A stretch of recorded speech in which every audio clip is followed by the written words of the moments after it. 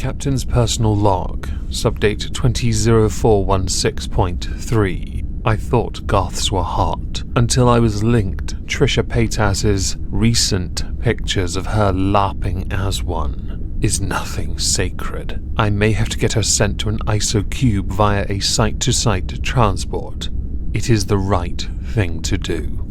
Welcome everyone to the 30-second exhibition of stupid people.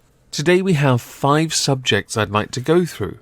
Before that though, tomorrow, after many months of saying I was going to do a new one, I am premiering at 8 PM GMT a new Content Constable on Social Repose. I hope to see you all there. I spent a lot of time on it. It is a litmus test since my previous ones have all been on the mukbang community. Fingers crossed you all enjoy it. Today I want to start with Justin Trudeau. Because he said something. He said something very inappropriate. Something that has gotten people talking. It has triggered the masses. It has become the new problematic word, even though it's always bugged a large number of people. I don't know why. It's a good word. So what did he say? When giving a press conference update on how Canada is dealing with the coronavirus, he said this. Understanding of what Dr. Tam explained yesterday. If people want to wear a mask, that is okay. It protects others more than it protects you because it prevents you from breathing or speaking moistly on them. What a terrible image. I hear people are positing the idea that perhaps the guillotine should make a comeback. I think we should save it for those who don't like the word moist. Because I think moist is a fantastic word. And to say something moistly is an accurate summation of how most conversation happens in the first place if you have any vague understanding of biology. A lot of creators go to a concerted effort to make sure certain noises aren't articulated. That kind of noise. Understandably, because it annoys a lot of people to hear that clicking sound, or the idea that someone's mouth is just full of saliva because they're a part of the dribbler squad. But for Trudeau to say something so heinous, he should resign. He should resign, yes. Yes, he should. He has apologised, of course, for conjuring up such an image that could in fact trigger PTSD in so many people who themselves have suffered at the hands of moist-mouthed people. Yes. Next, we go to Reese Piper, who recently wrote an article, one that got people talking about sexuality, because it's a very important subject to a lot of people. Understanding oneself and their identity is key to being able to accept who they are. It's a way of establishing a mental balance, which I think is really good for all people. But the lockdown has caused a number of issues, especially those who identify one way but can't get what they want that one way. So what did Reese Piper say that got everyone talking so much about sexuality and identity associated with it? She said the following. I'm a lesbian. But since the lockdown, I've been sleeping with my male roommate. The loneliness of isolation has meant that identity is less important than intimacy. During the article, she goes into detail about how she herself hasn't been too receptive about being intimate with a man in the past, in fact was afraid of this. She also explains how she found out that she herself was more attracted to women, believing that by telling her mother that she was only interested in women, that the heterosexual romance aspect of life was closed to her. But with the lockdown, she had started to become afraid of being alone in an exceptionally large room with her asthma as well, so she got closer to one of her male roommates, who gladly obliged by bringing wine and a smile.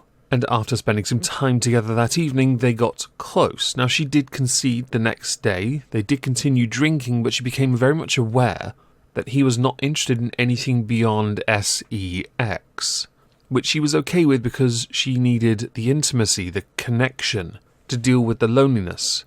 So I guess the important question here is, because of the nature of the title, is everyone else correct when they say she is not a lesbian, she is bi? Or is she still a lesbian and merely offsetting an aspect of her life that she needs by relying on someone who happens to be male to give it to her, which has in turn, because she's accepted it so much, allowed her to explore her sexuality with men as well? I'm going to let you decide this one, because I think the majority of people that have said you're not a lesbian, you're bi, might well be correct. Next, ITV are one of the 4 major channels everyone has access to if you don't have Sky, Virgin and carry on with whatever cable network you have. ITV are in the process of making a documentary, or have in fact made it. This documentary was filmed with the help of fake tough guy Ross Kemp. They went to a NHS hospital in Milton Keynes, the intention being to inform the people about how COVID-19 has impacted the NHS and of course the lives of those who have been affected by the virus as well. People haven't taken too well though to some of the pictures that have been shared so far, which would include Ross Kemp wearing PPE at the hospital. Granted, if you're going to film a documentary there, you're going to have to wear PPE, especially under these circumstances. But, as many in the United Kingdom would undoubtedly know, there is a shortage of PPE, which has led to many getting quite cross at the idea of wasting PPE or personal protective equipment like face masks when there is a shortage of them, just to film a documentary which effectively will inevitably do one thing, and that is scare people more. It won't help to alleviate the fear because people are going to see suffering. Anxiety doesn't exactly obey the basic laws of mental strength now, does it? To defend themselves, Ross Kemp did in fact say in his usual fake tough guy way, but we did replace them, which then led to the counter of, why didn't you just give them the face masks and not film the documentary? Or perhaps just do it once the crisis had come to an end. Until then, perhaps just wait. I see both sides of this. I see the point of wanting to keep the people informed because it does help the majority understand it, understand the work the NHS are putting in, so they can then best empathise when they themselves can't get appointments for something like a headache or a sprained ankle. But I also do tend to think that it is a waste of what limited PPE we have, filming something that could have been done as a hindsight documentary to champion the NHS, rather than show just how strained they are, but I do also understand why you would want to. Take your wild guess who I think the idiot here is. Next, I want to talk about the COVIDiots. What are the COVIDiots, you ask? Well, I'm glad you ask. COVIDiots was a term coined by somebody, I have no idea who, as a way of describing those that have been breaching lockdown, which has led to some rather comical results. For example, the police chasing a dirt bike cyclist on a push bike around a field for breaching lockdown. To be honest, in this instance, you can say both the COVIDiot and the policeman are stupid, because the policeman was on a push bike trying to catch them to get them to go home, and the COVIDiot was breaching lockdown cause the bants. But there are other COVIDiots out there. Last week we spoke about the couple on Brighton Beach. Over the weekend there were even more. Some were going up to cliff heads here and taking photos because we must look good on something that's slowly eroding away. Nothing looks more profound than a bunch of morons there. Yes. This can also be continued by the fact that more people are also going to parks. Now, yes, one daily exercise activity is there, but they have been doing this in groups, which has led to police fining people or just getting them to be a bit more further apart while they work out together. Or people just flouting it entirely and going for 200-mile cycle rides, or sunbathing, or just going out, as well, reasons, do things. But I must also throw the police in on this because they've not been the smartest either, have they?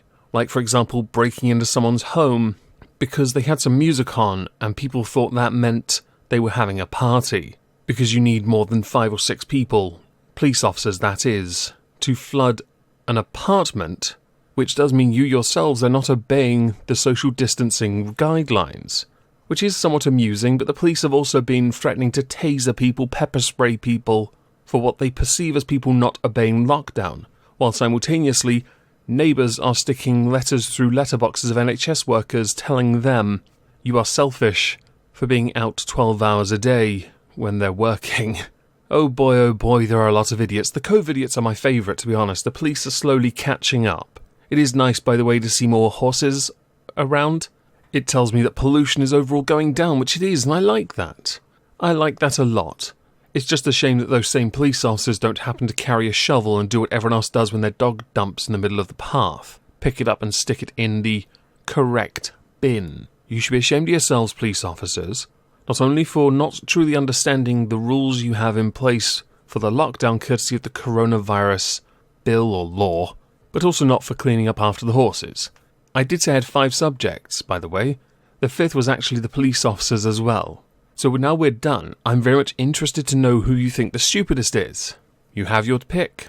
By all means, let me know in the comments down below. If I don't see you tonight on Twitch, because I'm going to be streaming this in Euro Truck, hope you'll have a fantastic Thursday, and thank you all for listening.